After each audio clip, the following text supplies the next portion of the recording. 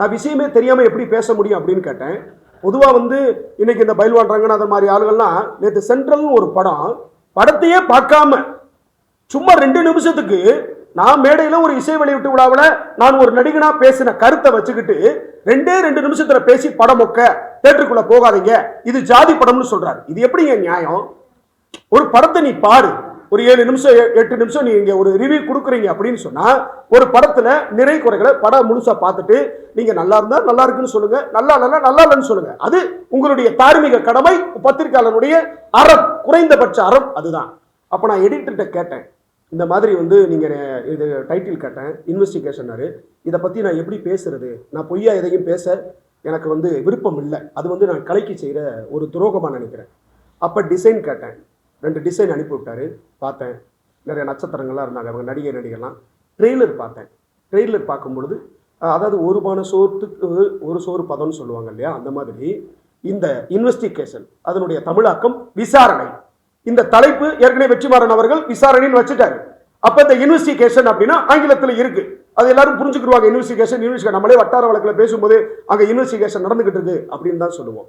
அப்ப இந்த ட்ரெய்லரை பார்க்கும்பொழுது இந்த கதையினுடைய மைய பொருள் அல்லது அந்த நாட் அப்படின்னு சொல்ற முடிச்சு என்னன்னு பார்த்தீங்கன்னா, பள்ளிக்கூடங்களில் படிக்கின்ற மாணவிகளை அல்லது ஒரு 20-25 வயது நிரம்பிய மாணவிகளை, பெண்களை ஒரு மாஃபியா கும்பல் கடத்துகிறார்கள், அவர்களை பாலியல் அபியூஸ் செய்கிறார்கள், அவர்களை கடத்தி ஏதோ ஒரு பெரிய ஒரு மாஃபியா கும்பல் இருக்கிறதா தான் நான் உணர்றேன்.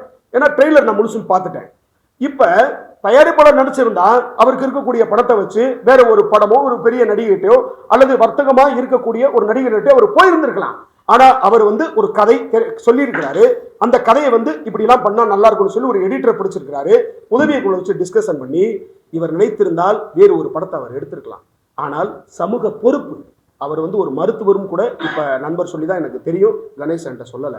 அப்ப ஐயாவுக்கு இருக்கக்கூடிய அந்த தோராயமான வயதிலும் கூட இந்த சமூகத்தின் மீது அவர் வைத்திருக்கிற அக்கறையை நான் பார்க்கிறேன், இந்த பெண்கள் மீதான அக்கறையை பார்க்கிறேன், இந்த நாட்டினுடைய அக்கறையை பார்க்கிறேன். ஒரு அரசியல்வாதிக்கும் ஒரு பத்திரிகையாளருக்கும் ஒரு படைப்பாளிக்கும் இந்த சமூகத்தின் மீதும் இந்த மண்ணின் மீதும் இந்த மக்களின் மீதும் அக்கறை இருக்க வேண்டும். அக்கறை இல்லாதவன் அவன் மனிதனே கிடையாது. அதுக்காக 100% அக்கறையா இருக்கணும்னு அவசியம் இல்லை, ஒரு துளி இருக்கணும். அந்த ஒரு துளி அக்கறையை இந்த பெண்கள் மீதும் இந்த மக்கள் மீதும் இந்த மானுட சமூகத்தின் மீதும் வைத்திருக்கிற தயாரிப்பாளர் அவர்களுக்கு உண்மையிலேயே நான் சார்ந்திருக்கிற இயக்கத்தின் சார்பாக நான் வாழ்த்துக்களை தெரிவித்துக் கொள்கின்றேன்.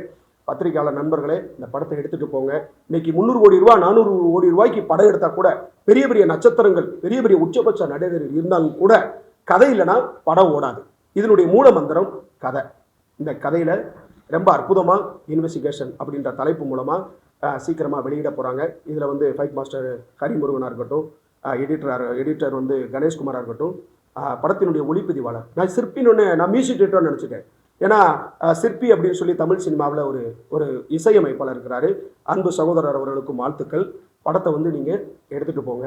நிறையா விஷயங்களை நான் பேசணும். என்னன்னா, இவர் இருக்கிறதுனால அவர் ஒரு சில பேருக்கு சொல்ல தெரியாமல் இருக்கலாம், அல்லது அவருக்குள்ள இருக்கிற அந்த காட்சியை வெளிப்படுத்த தெரியாமல் இருக்கலாம். ஆனால் இவரோட உணர்வுகளை, எடிட்டரோட உணர்வுகளை நான் அந்த ட்ரெய்லர் மூலமாக புரிஞ்சுக்கிட்டேன். சமீபத்தில் அண்ணா யூனிவர்சிட்டி ஒரு மாணவியை கதற ஒரு பாலியல் வன்கொடுமை நடந்துச்சு. இன்வெஸ்டிகேஷன். இதுக்கு பின்னாடி யார் இருக்கா? பெரிய பெரிய தொழிலதிபர்கள், பெரிய பெரிய அரசியல் தலைவர்களாக இருக்கிறாங்க. ஆனால் நீதி கிடைக்கல. அங்க ஒரு இன்வெஸ்டிகேஷன். இந்த தலைப்புக்கும் நான் சொல்லுகின்ற விஷயங்களுக்கும் இன்வெஸ்டிகேஷன் பாருங்க. வேங்கை வயல் குடிக்கிற தண்ணியில மலத்தை கலந்தாங்க. கிட்டத்தட்ட 2 வருஷம் 2.5 வருஷம் ஆகிப்போச்சு. அங்க இன்வெஸ்டிகேஷன் நடந்துகிட்டு இருக்கு. அந்த பாதிக்கப்பட்ட மக்களுக்கு நீதி கிடைக்கல. அதே மாதிரி இப்போ கஸ்டோடிக்கல் டெத்துன்னு சொல்றாங்களே, லாக்அப் மரணம். திருப்பவனத்துல மடப்புறத்துல அஜித் என்ற தம்பிய ஒரு கேடுகட்ட அயோக்கிய பொம்பளை ஒருத்தி ஒரே ஒரு வார்த்தை சொன்னதுக்காக அந்த அரசியல் பின்புலத்தை பயன்படுத்தி தலைமைச் செயலர் டெல்லியில இருந்து ஒரு ஆளு, மெட்ராஸ்ல இருந்து ஒரு ஆளு, த்ரூ த எஸ்பி, டிஎஸ்பி, அதுக்கு வந்து இன்ஸ்பெக்டர், சப் இன்ஸ்பெக்டர், போலீஸ் தனிப்பிரிவு, இப்படிலாம் பிரிவுகளை வச்சு அந்த அப்பாவி பையனை அடிச்சு கொன்னாங்க. இன்வெஸ்டிகேஷன் நடந்துட்டு இருக்கு. ஆனா நீதி கிடைக்குமா? அது நம்மளுக்கு கேள்விக்குறியா இருக்கு.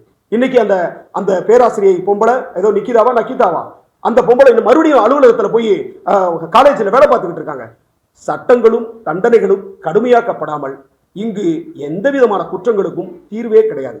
அதே மாதிரி தூத்துக்குடியில ஜெயராஜ் பெனிக்ஸ் கஸ்டோடிக்கல் டெத்து, அவங்களுக்கு நீதி கிடைக்கல. அது ஒரு இன்வெஸ்டிகேஷன் போது சிபிஐக்கு கேஸை மாத்துறாங்க. அந்த கேஸ் எங்க போகுது? தூசியை தட்டி தூக்கி போட்டுறாங்க. அப்ப இருக்கிறவனுக்கு ஒரு நீதி, இல்லாதவனுக்கு ஒரு நீதி தான் இந்த சமூகத்துல கட்டமைக்கப்பட்டிருக்கு. அதே மாதிரி காராமுடியூர் செல்வம் முந்திரி வியாபாரி, அதே மாதிரி லாக்அப் டெத், அடிச்சே கொள்றானுங்க. யார் இந்த காவல்துறைக்கு அதிகாரம் கொடுத்தது?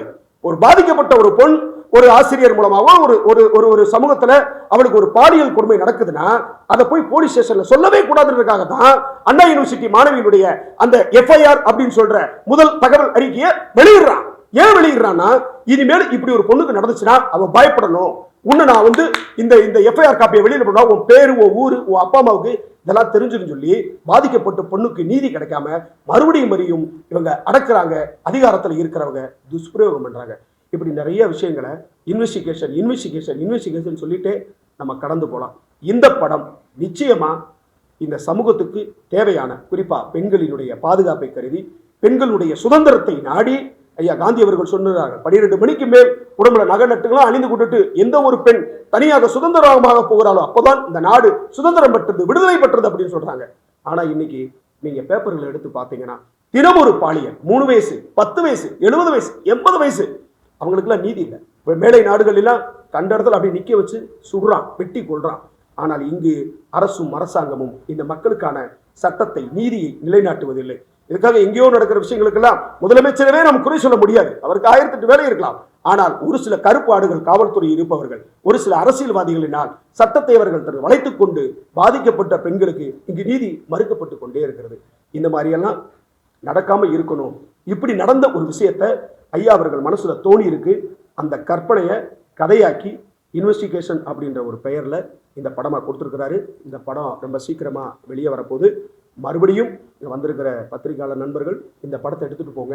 ஏன்னா சுலகார் சொன்ன மாதிரி ஒரு படத்தை நீங்க நினைச்சா என்ன வேணாலும் பண்ணலாம்.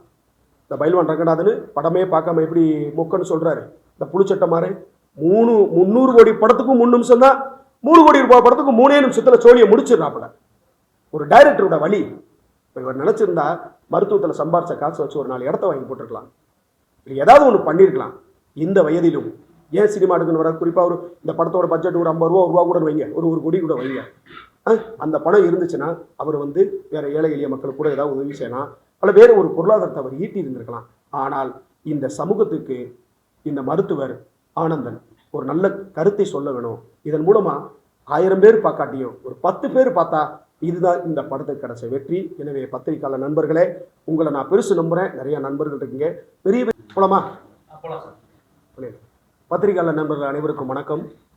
இந்த படத்தில் எடிட்டர் கணேஷ் மற்றும் ஃபைட் மாஸ்டர் மாறி அவங்கள தவிர வேறு யாருமே எனக்கு பரிச்சயம் இல்லை. ப்ரொடியூசர் ஐயாவும் கூட எனக்கு பரிச்சயம் இல்லை. நான் இந்த நிகழ்வுக்கு அல்லது இந்த பத்திரிகையாளர் சந்திப்புக்கு வந்ததற்கு ஒரே ஒரு காரணம், எடிட்டர் கணேஷ். எடிட்டர் கணேஷ் நான் இயக்கிய ஜனநாயக தற்கொலை, திருப்பி அடி, செவிலியர் கடவுள், இந்த 3 குறும்படங்கள் நான் பண்ணேன்.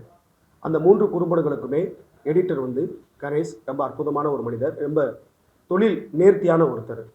நான் பண்ண அந்த 3 படைப்புமே இந்த சமூகத்தை நோக்கிய, இந்த சமூகத்துக்கு தேவையான, அதாவது நான் நினைச்சிருந்தா ஒரு காதல் படமாகவோ அல்லது ஒரு 15 நிமிஷத்துக்குள்ள பணத்தை ஈட்டுகின்ற ஒரு குடும்பத்தையோ அல்லது ஒரு படத்தையோ நான் இயக்கி இருக்கலாம். ஆனால் நான் அப்படி பண்ணலை. எந்த ஒரு படைப்பும் ஒரு தாக்கத்தை ஏற்படுத்தணும். அதைத்தான் அப்பா பாலுமேந்திரா அவர்கள் சொல்லுகிறார்கள், தாக்கத்தை ஏற்படுத்தாத எந்த ஒரு படைப்புமே அல்ல. நான் ஏன் இதை சொல்றேன் அப்படின்னா, இப்போ ஒரு பத்திரிகையாளர் தம்பி கூட ஒரு கேள்வி கேட்டார் தோழர்கிட்ட, 6 பேக்லாம் கதை தான் இங்கே 6 பேக், கண்டென்ட் தான் 6 பேக், 8 பேக், 10 பேக். ஒரு கதை பாரதி ராஜா அப்பா நினைத்திருந்தால் முதல் மரியாதை என்கின்ற ஒரு படத்திலே ஒரு ஆகப்பெரும் கலைஞன் செவிலாலையை சிவாஜி கணேசன் அவர்களை வைத்து ஒரு அற்புதமான ஒரு படத்தை தந்தார். அப்பொழுது சிவாஜி கணேசன் ஐயா அவர்களுக்கு எத்தனை வயது இருக்கும் என்று நீங்கள் பார்த்துக் கொள்ளுங்கள். கிட்டத்தட்ட மருத்துவர் ஐயாவை போன்றுதான் உடல் அமைப்பில் அவர் இருந்திருப்பாரு. ஆனால் அந்த கதை களம் அந்த படத்தை வேறு ஒரு இடத்திற்கு தூக்கிட்டு போச்சு.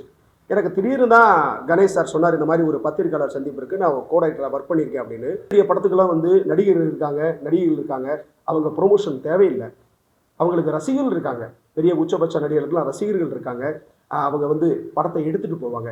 இந்த மாதிரி சின்ன சின்ன தயாரிப்பாளர்களுக்கு நீங்கள் தான் முழு சப்போர்ட் கொடுக்கணும். இந்த இன்வெஸ்டிகேஷன் படத்தை பத்திரிகையாளர் நம்பர் நீங்கள் ஒரு இன்வெஸ்டிகேஷன் பண்ணி இதை உலகத்தில் இருக்கக்கூடிய அத்துணை தமிழ் சமூக மக்களுக்கும், குறிப்பாக இளம் பெண்களுக்கு இந்த படம் போய் சேர்ற வரைக்கும் நீங்கள் உங்களுடைய முயற்சியை கொடுங்க. நல்லா எழுதுங்க. குறை இருந்துச்சுன்னா குறைய சொல்லுங்கள், நிறைய இருந்தால் நிறைய சொல்லுங்கள். மற்றபடி உருவக்கேலியோ அல்லது ஒருமையில் பேசுகிறதோ அந்த மாதிரி எதுவும் வேண்டாம். நீங்கள் பாருங்கள், படத்தை பார்த்துட்டு ஒரு நல்ல கருத்துக்களை நீங்கள் சொல்லுங்கள். இதுக்கு மேலே மக்களோட கையில் இருக்குது. படத்தில் வேலை செஞ்ச ஒளிப்பதிவாளர் மற்றும் ஏனைய நடிகர்கள், தொழில்நுட்ப கலைஞர்கள், எடிட்டர் கணேஷ் உள்பட பெரும் மதிப்பிற்குரிய தயாரிப்பாளர் அசோக் லோரா அவர்களுக்கும் இந்த நேரத்தில் நன்றி பாராட்டி இந்த ஒரு அற்புதமான ஒரு தருணத்தில் இந்த படத்தை பற்றி பேசுவதற்கு என்னை அழைத்த எடிட்டர் கணேஷ்குமார் அவர்களுக்கு என்னுடைய நன்றியை தெரிவித்துக் கொண்டு விடைபெறுகிறேன். நன்றி, வணக்கம். பத்திரிகையாளர் சந்திப்பு வெற்றி பெற வாழ்த்துக்கள்.